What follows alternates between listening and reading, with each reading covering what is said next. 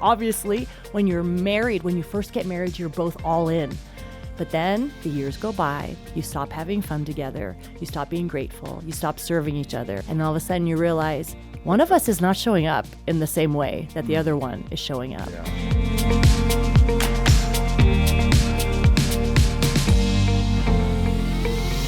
Arlene, welcome back to Focus on the Family. So great to be with you on this Valentine's Day. Do you ever have a down day? Every time I've seen you, you're just as bubbles of smiles. Are you sure? They're not. They're kind of few and far between, but I do have a down day. So yes. James has seen this, your husband. Well, I am that eternal optimist. So he will say, like, sometimes, can you just kind of tone that down? Like, I know you're happy about that. I get it. So no, it's great. He might find that refreshing, actually, if I kind of came out and was like, hi.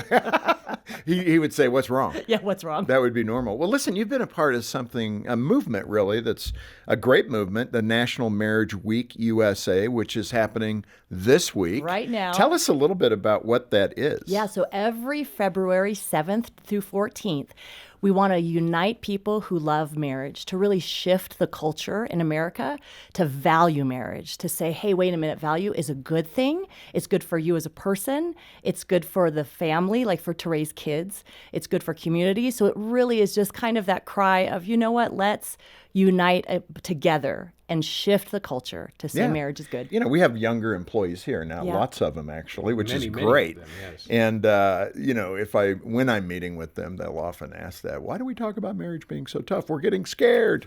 So what should we say as marriage leaders? Yes.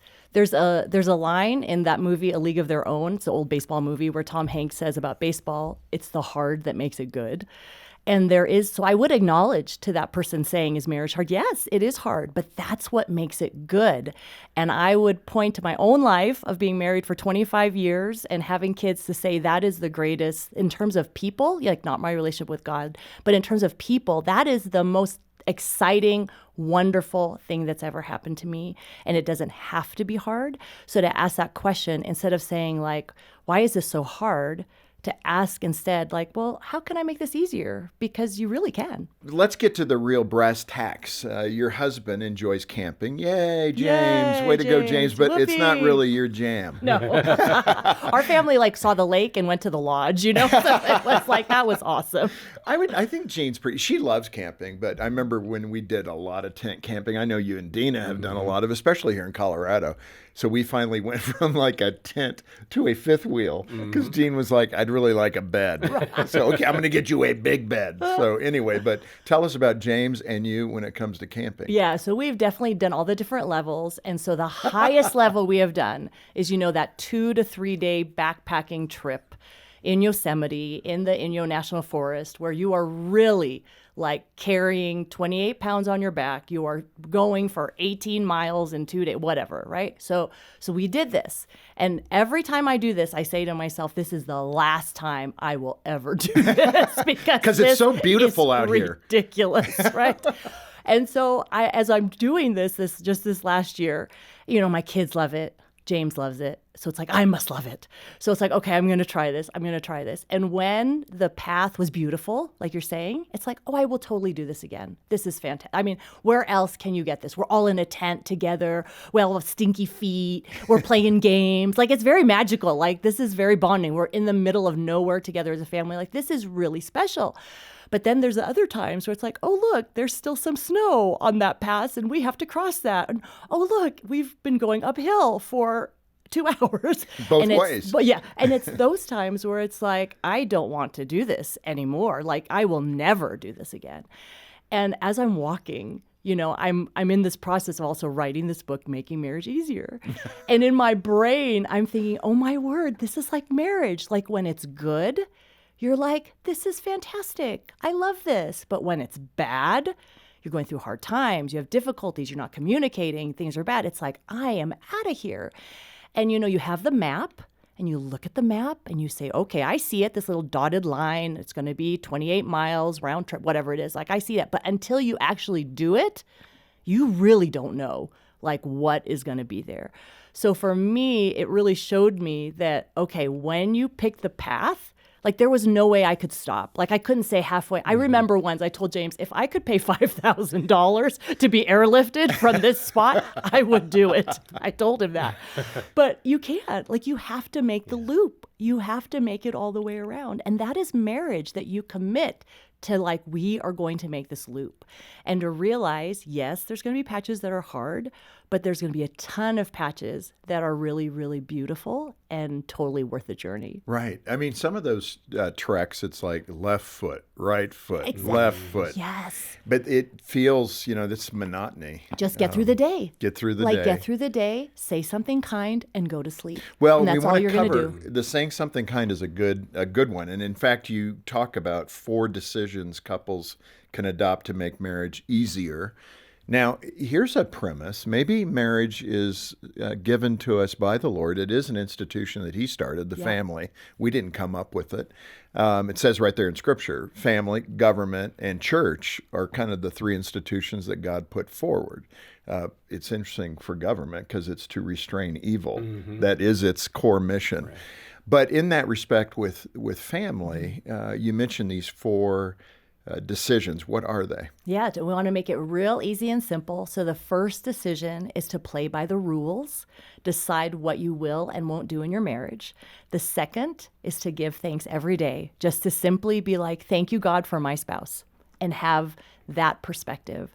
Now, can you, Arlene, sometimes that can be difficult. That one right there. I mean, because you just had a little rough interaction together. Right. And you say, no, thank you, Lord. Yeah. Why is that important to have that perspective? Yeah. And especially when it's a valley, not a mountaintop. Yeah.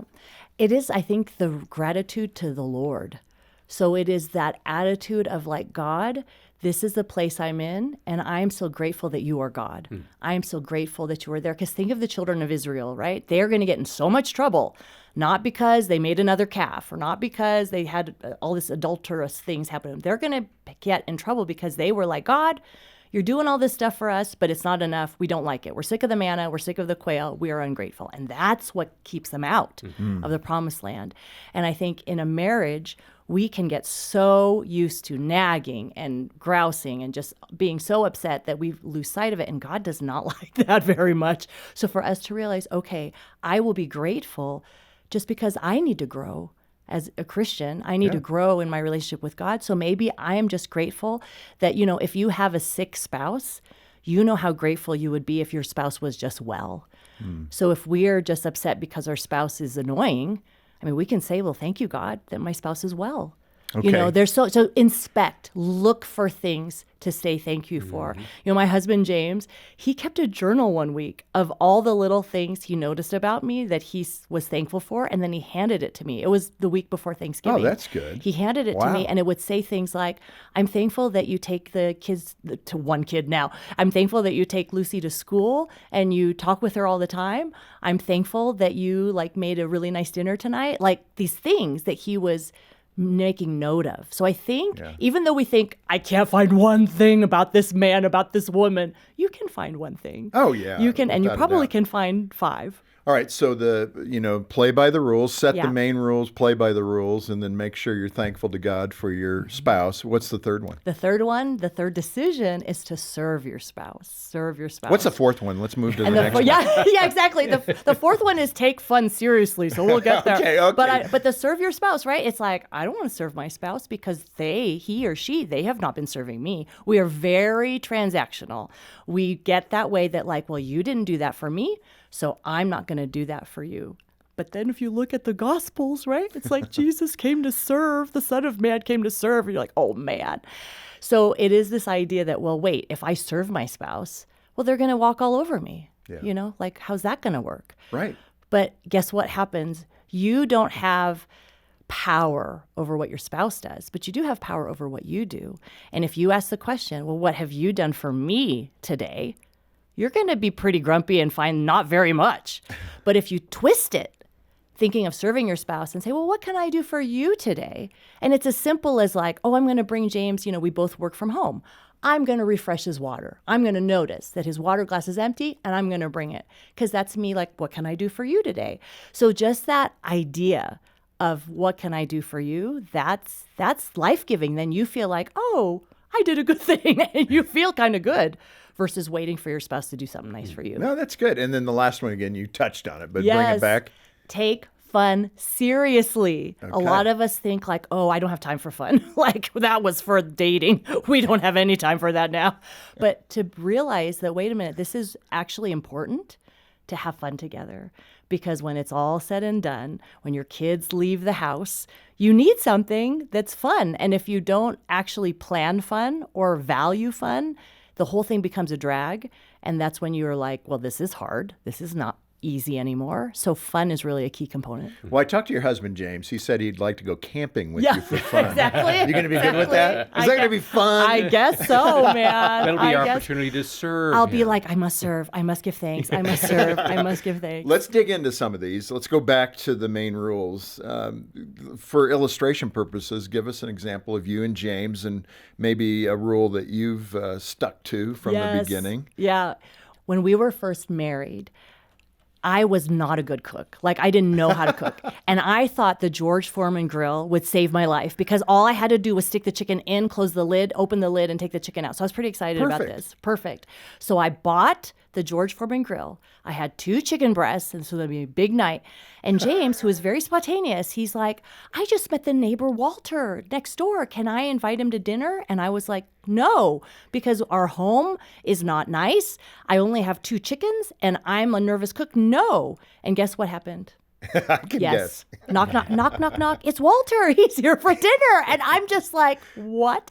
So that was our first big fight. But you got to tell us the solution. Was that. And so I was so mad.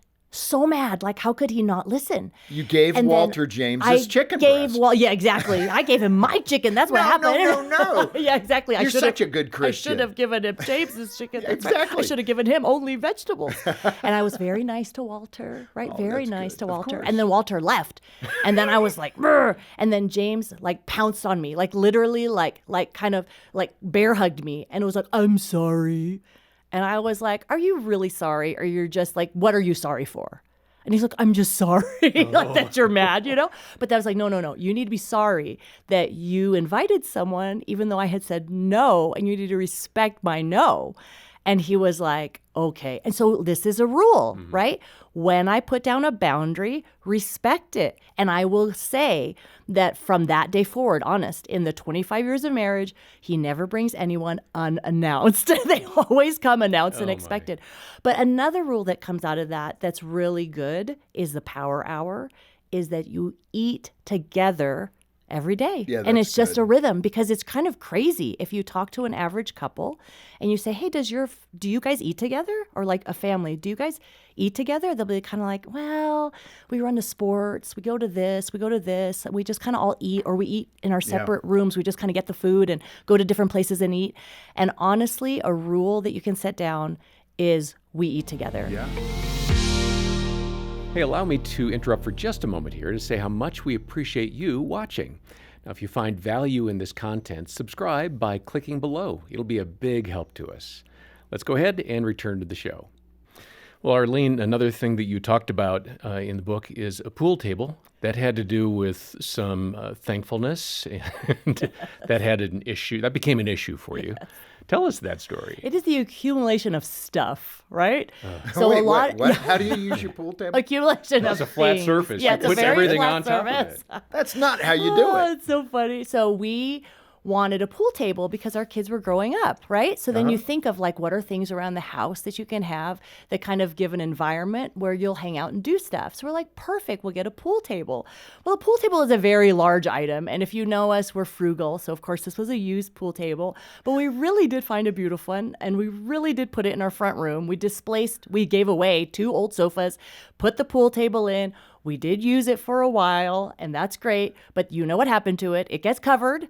And then you put stuff on it, and all of a sudden it's great not table. a pool table, it's a great table. That's exactly right. And it gets, when people come over, people take the stuff off it, they play it, and that's great. But what you find as a couple is you think, well, this will make me happy. I will get the pool table and I'll be happy. We'll remodel the kitchen and I'll be happy. We'll go on that vacation and we'll be happy. But we realize, wait a minute, we get all these things, but it's just a short-term happiness.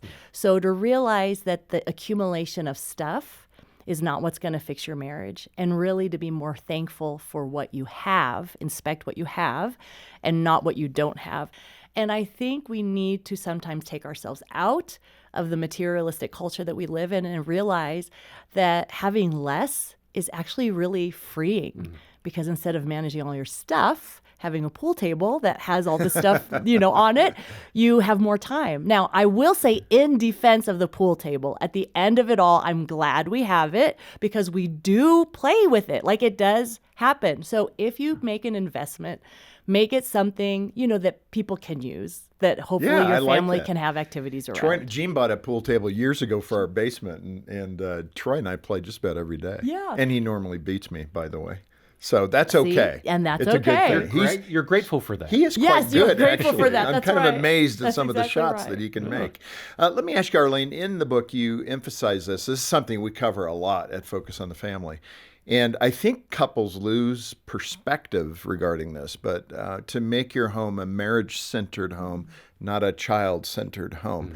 That's a hard thing to do because so much of your attention goes towards your kids, especially in the early years, and getting them ready for school and doing all the things that we do. If you're homeschooling, all of that activity, how do you not fall into the trap of making your home a child-centric home? Yeah, and it's just think of it like when you have a child, they enter your home. They're a welcome member of your home, but they are not the sun that you are orbiting constantly around. Okay, how can you know? Because obviously when the child comes home, like when you have a baby come home, we get it. We had Ethan, he was like Simba, whoa, it's like this amazing thing. And we all, we get it. When you have a baby, yes, you have to orbit around this baby to keep the baby alive. But when the baby turns 2, 4, 10, 16, you don't have to orbit around the baby. And I will say, as a woman, usually, it doesn't have to be, but usually it's the mom who is the one that we are just really into the kids. I don't treat my husband the same way I treat my children. Like if my kids ask me for something, I'm like, oh, I'm all in. You need me to drop you off? You need me to just hang out at the mall for 8 hours so I can pick you up again? Okay, I'll do that. But if my husband asks me for something, hey, why can't you do that yourself, buddy? So that's a kind of good measure. Like, am I really treating my spouse as the priority relationship? It's still in that category of giving thanks every day for your spouse. Let's camp our heads there for a minute. Yeah. But you mentioned forgiveness is necessary in marriage. And you quote, I think it was Ruth Bell Graham, which she said, a happy marriage is the union of two good forgivers. I love that. That's a great thought.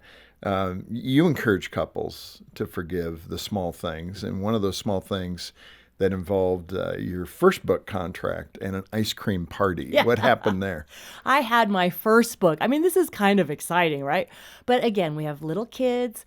We are frugal. So I say to James, I'm going to be a published author. Let's get ice cream. This wasn't This wasn't even like, let's go out for ice cream. This was like, let's buy 2 gallons of ice cream and have ice cream after dinner. And so my only request was that one of them would have chocolate in it. Pretty easy request, not that difficult. He comes home with our 5-year-old and our 3-year-old, and I open the bag, and the first ice cream is caramel pecan crunch. I'm like, well, that's an interesting choice. We actually had never had that before. And I was like, okay. The second choice was cookies and cream. And I'm like, neither of these are chocolate. And I am the one who is the author that we're celebrating in this super frugal way. And I am pregnant with our third child, and I have just asked for chocolate, and you bring me cookies and cream. And he could argue, well, it has a chocolate cookie in it. That is not chocolate, right? That is not like chocolate ganache or fudge ripple or chocolate and peanut butter. There is no chocolate in it. You are an aficionado of ice cream. There is no chocolate in it. So I'm just mad. Like, you cannot even get this little thing right. And isn't this kind of about me, right? So I'm eating, and I'm mad.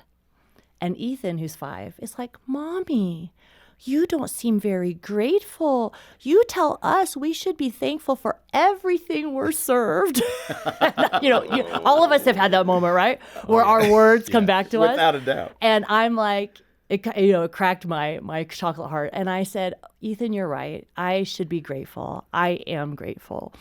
And I forgave, James and I talked about it later, and I forgave him. And there is something beautiful and lovely that happens when we can say, you know what, I make mistakes, you make mistakes.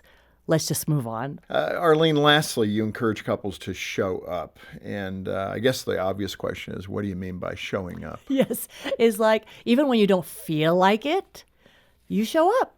You don't feel like putting a smile on your face, you do it. You say good morning and you give the hug. It's those little habits that rhythms of your day that you respect your spouse. We had the very funny situation of when we got married. I was always like, oh, I want to get married so bad. So finally, when getting married, it was so exciting. And my hairdresser the morning of the wedding said, something's going to go wrong. It always does, honey. So just be ready. Something's going to go wrong, sweetie. It's like, okay, I'm ready. Well, I wasn't ready for what was going to go wrong, because basically during the ceremony, the groomsmen were all there. My aunt was playing the piano. There was a break in the music. And our professor, a theology professor, think Alfred and Batman, very distinguished, it was his second wedding. And he thought the break in the music was to start the ceremony. And he's performing the ceremony. He's performing the ceremony. So he says in the break of the music, "Dearly beloved, we are now gathered together, and I am in the hall." I am not even there. I am in the hall. Oh, and I'm my. like, oh my word, my wedding is starting without me. And I'm on my dad's arm. And I'm like, this is crazy. And he does not look up because he's looking at his notes. So he gets all the way to the part of who gives this bride to this man. And he looks up and it's only my husband, James. And he says, "Where's Peter?" Because that's my dad. And he would answer the question, right? And then you realize what has happened. And he starts saying, "Oh my, oh my, oh my." Music starts, da, da, da, da, da, da, da. And then the girls come down the aisle. I come down the aisle. And he says, "Now we're really ready to get started." And the poor friends and family, they don't know whether they should be like laughing hysterically or if they should be like really mortified. So it's kind of like, they just have this very strange thing. But after that, it was flawless. But when that ceremony started, I was not there. And obviously, when you're married, when you first get married, you're both all in. Like, we are all in. But then the years go by, you stop having fun together, you stop being grateful, you stop serving each other. You're like, we don't need rules, we got this. And all of a sudden you realize one of us is not showing up in the same way that the other one is showing up. Yeah. So there's a humility that needs to come to say, you know what? I don't want the music to stop without me. I'm going to start without me. I'm going to show up to my marriage. And even if feel like, well, I'm going to wait for him or her to show up first, no. Your attitude is, I'm going to be the one, and I will show up first. Oh yeah, your next book could be that, The Woman That Didn't Make It to Her Own Wedding by Arlene Pellicane. I was prepared, but I wasn't there. Arlene, this is so good, and what a great reminder for all of us as couples to do these four things. And I hope that this is something that you would want to come back to and read. There's much more detail in the book. We covered some of the fun highlights, and you do such a great job sharing the stories. And poor James. Sweet James. Sweet James, but it's so wonderful. So thank you for being with us, and thanks for writing this wonderful book, and I hope people will get a hold of it. Thank you. Thank you so much. And if you would like to get a copy of this book, just contact us here at Focus on the Family. And if you can, make a gift of any amount, and we'll send it to you. If you can make that a monthly gift, like John and I support the ministry. I know Dina and you do that, as Gene and I do. We'll also send you a copy of the book to say thanks for being part of the ministry and helping other families find a deeper faith in their marriages. Yeah, contact us today. Donate generously as you can. Our number is 800, the letter A and the word family. And we've got all the details for you in the program description below. On behalf of the entire team, thanks for joining us today for Focus on the Family with Jim Daly. I'm John Fuller, inviting you back as we once again help you and your family thrive in Christ.